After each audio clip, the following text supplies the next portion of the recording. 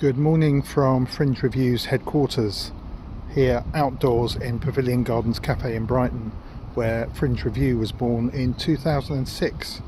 And in this video I'm just going to offer some thoughts that I've picked up at the Edinburgh Fringe from people who I would say are taking their work seriously. Now that's a bit of a provocative statement, because who wouldn't be taking their work seriously? But I mean this in a very particular way, and that is that what I will notice as somebody who goes around reviewing shows and writes about work for Fringe Review is we often see a lot of companies, quite often new companies, very fixated on getting reviews, and the idea somehow is if they get reviews they're then going to get booked. That might be the case, but it's very unlikely that a tour booker or you sending material around venues are going to get booked on the basis of 2 or 3 reviews from unknown publications. And the chances of getting reviews from known publications, they're there, but there's been less and less of that during the Fringes over recent years, particularly since COVID. Less and less journalists have got budgets to go up to the Edinburgh Fringe, so there are fewer and fewer journalists spread over more and more shows. We're back to over 3,000 here in 2025. And so I'm going to suggest that you're not really taking your work seriously if you become fixated on any reviews from anybody. And that is not to do down the quality of writing of people on websites, blogs, TikTok videos that review work. It's just if you're taking your work seriously in terms of an onward journey that's viable from the Edinburgh Fringe, then you need to go beyond just getting reviews. Now you will be told when you register your show at the Edinburgh Fringe, or it's there on the Ed Fringe website, that there is an arts industry office, and people go up with arts industry passes who may be producers, venues looking for work, and other Fringe festivals too. And that certainly happens, and they carry and wear, some of them absolutely don't, their arts industry passes, and sometimes it can be quite difficult to target who might be relevant to you in your home city, or in terms of your intention, which might be to take your work nationally, to take it internationally, to book a tour and so on.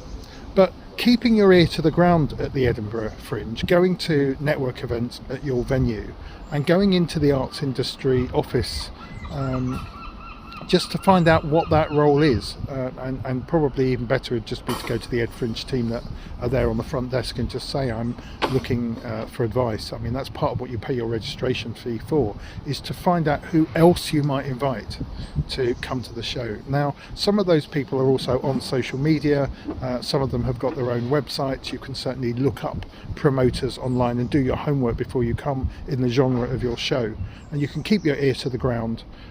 And part of this is having press packs ready, not just for reviewers, but also to have very clear vision going into the Fringe about where you want to take it afterwards. Are you ready to tour in September? Are you looking to do something in the new year?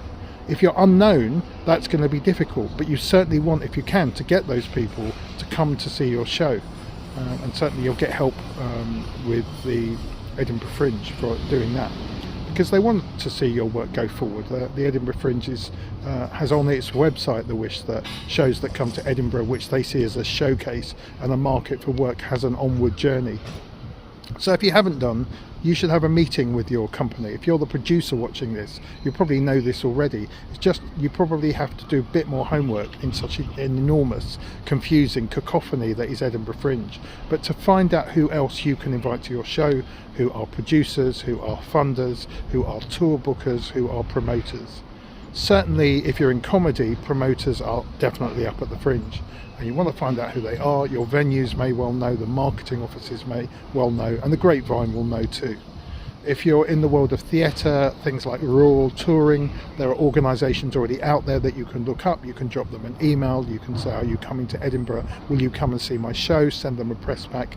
And the press pack is not just the same exactly as one for reviewers. It will say the spec of your show in more detail, the kind of budgets, it will say where you're prepared to tour and so on. And if you're a new company, it can be easy to miss that, or to not even think you're in the game, but you may well be. And if it turns out that you start to win awards or get the surprise 5-star and outstanding ratings, it could well be that a promoter who's up there, or a tour booker or somebody might want to come along Now there are tour booking companies around as well that exist year round, of course, and they take their commission and so on, but look them up in the areas that you live in, look them up to see again what kind of tours they have booked, what kind of shows they have produced and promoted.